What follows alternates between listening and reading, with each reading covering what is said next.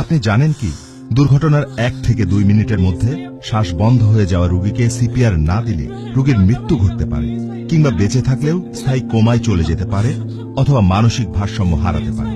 তাহলে বিপদগ্রস্তের সামনে আপনি কি এভাবেই দাঁড়িয়ে থাকবেন? আপনার একটু সহযোগিতা একটি প্রাণ বাঁচাতে পারে। প্রথমেই গুরুতর আহত ব্যক্তির গায়ে বাতাস লাগতে দিন। এবার রোগীর অবস্থা ভালোভাবে যাচাই করুন। Hello, ambulance. রক্তক্ষরণ হলে দ্রুত তা বন্ধের ব্যবস্থা নিন।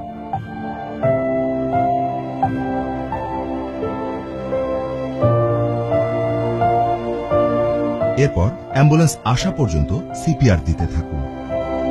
14, 15।